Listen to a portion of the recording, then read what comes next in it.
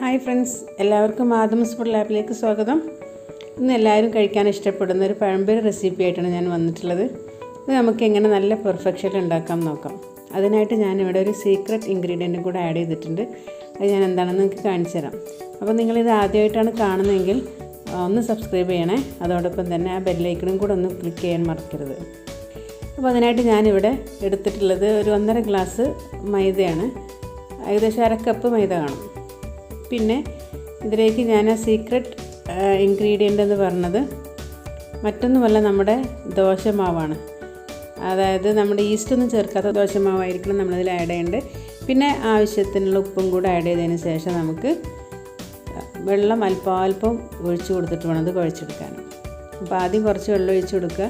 അതിന് ശേഷം വീണ്ടും അല്പം ഒഴിച്ചു കൊടുത്തതിന് ശേഷം വേണം നമ്മളത് കുഴച്ച് കട്ട പിടിക്കാതെ കുഴച്ചെടുക്കാൻ. സ്പൂൺ വെച്ചിട്ട് തന്നെ ഇതുപോലെ ചെയ്താൽ മതി. കണ്ടോ, ഇപ്പോൾ ഇതേ ഒരു പരുവത്തിൽ നമുക്ക് സ്പൂൺ കൊണ്ട് കോരി ഒഴിക്കുമ്പോൾ ഈ ഒരു രീതിയിലാണ് നമുക്ക് കിട്ടേണ്ടത് കേട്ടോ. ഇത് നമുക്കൊരു 2 മണിക്കൂർ 3 മണിക്കൂർ റെസ്റ്റ് ചെയ്യാൻ വെക്കണം. ഞാനിതിൽ ബേക്കിംഗ് സോഡ ഒന്നും ആഡ് ചെയ്തിട്ടില്ല. അപ്പോൾ 1 മണിക്കൂറൊക്കെ കഴിഞ്ഞിട്ട് ഉണ്ടാക്കണം എന്നുണ്ടെങ്കിൽ ഒരു പിഞ്ച് ബേക്കിംഗ് സോഡ ആഡ് ചെയ്യണേ. പിന്നെ ബനാന അതേപോലെ 2 സൈഡും ചെറുതായിട്ടൊന്ന് കട്ട് ചെയ്തിട്ട് ഇതുപോലെ ഒന്ന് സ്ലൈസ് ചെയ്തെടുത്തിട്ടുണ്ട്. ഇപ്പോൾ ഇതിൻ്റെ പകുതി വലുപ്പം വീട്ടിലൊക്കെ ഉണ്ടാക്കുമ്പോൾ നമുക്കിത് ഹാഫാക്കി എടുക്കണമെങ്കിൽ അങ്ങനെ ഉണ്ടാക്കിയാലും കുഴപ്പമൊന്നുമില്ല. ഇപ്പോൾ ഞാൻ നിങ്ങൾക്ക് കാണിച്ചു തരാനും പിന്നെ ഗസ്റ്റൊക്കെ വരുമ്പോൾ നമുക്ക് നല്ല പെർഫെക്ഷനിൽ ഉണ്ടാക്കി കൊടുക്കാനൊക്കെ ഈ രീതിയിൽ ചെയ്യാം. നമ്മൾ ഓൾറെഡി സ്ലൈസ് ചെയ്ത് വെച്ച പഴം ഇതിലേക്ക് ഓരോന്നായി മുക്കിയെടുത്തതിന് ശേഷം നല്ലോണം ചൂടായ എണ്ണയിലേക്ക് നമ്മളത് ഇട്ട് കൊടുക്കുകയാണ്.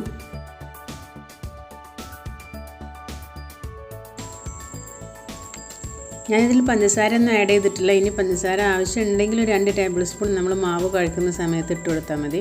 അതുപോലെ മഞ്ഞൾപ്പൊടി ഞാനിതിൽ ആഡ് ചെയ്തിട്ടില്ല. മഞ്ഞൾപ്പൊടി വേണമെങ്കിലും ആവശ്യമുണ്ടെങ്കിൽ മാത്രം ഒരു പിഞ്ച് മഞ്ഞൾപ്പൊടി ഇട്ട് കൊടുത്തിട്ട് മാവ് കുഴക്കുന്ന സമയത്ത് ഒരുമിച്ച് കുഴച്ചെടുക്കാം.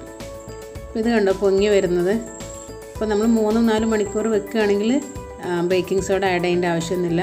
1 മണിക്കൂറിൻ്റെ ഉള്ളിലൊക്കെ ഉണ്ടാക്കുകയാണെങ്കിൽ മാത്രം നമ്മൾ മാവ് കഴിക്കുന്ന സമയത്ത് ഒരു പിഞ്ച് ബേക്കിംഗ് സോഡ ആഡ് ചെയ്യാൻ മറക്കരുത് കേട്ടോ.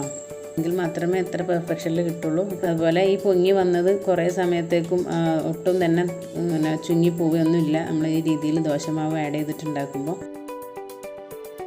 അപ്പോൾ ഇത് ബാക്കിയുള്ളതും കൂടെ എല്ലാം അതേപോലെ ഫ്രൈ ചെയ്തെടുത്ത് നമുക്കൊരു പാത്രത്തിലേക്ക് മാറ്റാം.